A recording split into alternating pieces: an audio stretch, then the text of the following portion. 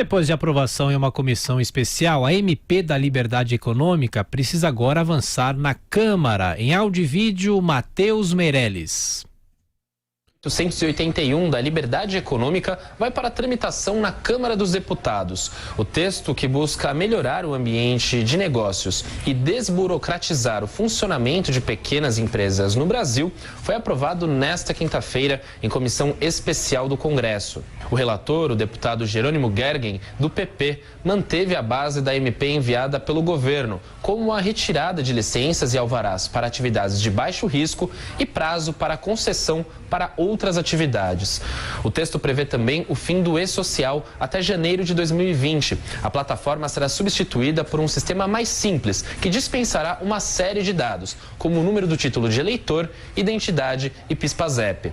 O relatório aponta ainda a criação da carteira de trabalho digital, que reunirá todo o histórico do trabalhador, podendo ser acionada por meio do número do CPF, permitindo que uma contratação seja feita sem a necessidade do documento em papel. Também será extinto o bloco K, pelo qual as empresas prestam informações de produção e estoque. O relator da medida provisória, o deputado Jerônimo Gergen, destacou o alcance das mudanças. Nós temos que gerar empregos e fico muito feliz que a Secretaria de Política Econômica, no seu estudo, deputado Alexis, deputado Dimas, fez uma análise de que nos próximos 10 anos, o texto original desta medida pode ser vetor de criarmos em torno de 3 milhões de empregos, o que depois, na mesma semana, já foi corrigido, podendo chegar a 3 milhões e 700 mil empregos somente com este ambiente de trabalho que nós estamos mudando. Jerônimo Gergen destaca que o Brasil tem um dos piores índices de liberdade econômica.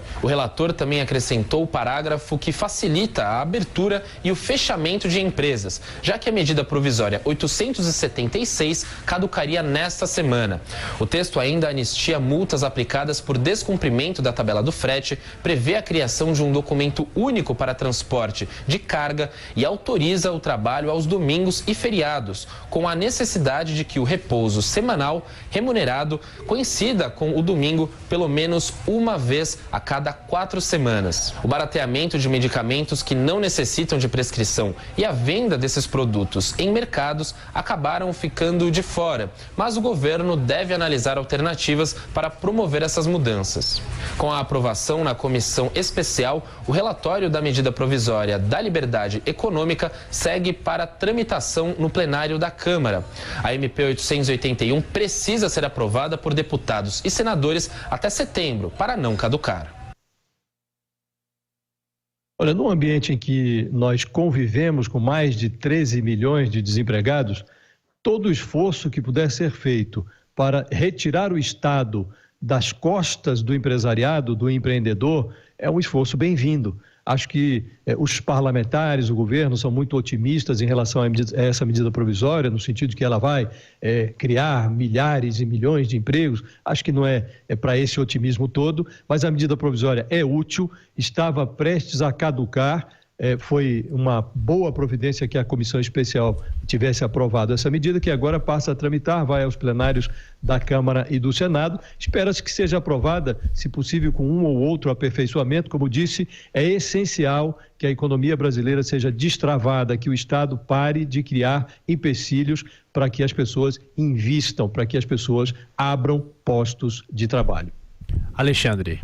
Olha, esse é um dos assuntos mais importantes, não mais importantes para a retomada do crescimento. Eu costumo dizer que o Brasil é um sujeito endividado e desempregado. Com a reforma da Previdência, a gente paga as dívidas, ou pelo menos uma parte delas. E com a MP da Liberdade Econômica e com outras medidas nesse sentido, a gente dá o desempregado volta a trabalhar. E aí e o Brasil precisa das duas coisas. O Brasil precisa equilibrar suas contas, precisa pagar as suas dívidas, mas o Brasil também precisa voltar a crescer, gerar emprego, abrir vagas, e é nesse sentido que esse tipo de medida, que tecnicamente se chama de microeconômica, apesar de micro, é importantíssimo, porque vai nessa parte dos alvarás, das pequenas regulações, de todo esse cipual de regras que basicamente atingem os criadores de emprego nas pequenas e médias empresas, porque as grandes empresas têm grandes departamentos de advogados e contadores e essas áreas chamadas de compliance que conseguem lidar com essas regras, mas elas são particularmente danosas para o pequeno e para o médio empresário, para o profissional liberal. Então é uma MP que é muito bem-vinda. As pessoas muitas vezes não têm noção de como o Brasil é um país intervencionista e como o governo atrapalha, como dos que mais atrapalha no mundo o empresário. No ranking mais importante do mundo de liberdade econômica, que é o da Heritage Foundation, o Brasil está na posição de número 150, atrás de Sri Lanka, Senegal, Guiné, Ucrânia e 2 pontos acima do Afeganistão. É aí que a gente está. Então o Brasil tem muito, mas muito ainda para melhorar nessa área e é um bom começo, um bom aceno. No Ministério da Economia, o Brasil tem um time de craques, de liberais que tem que ter espaço para trabalhar e se trabalharem, o Brasil vai dar uma boa decolada nessa área.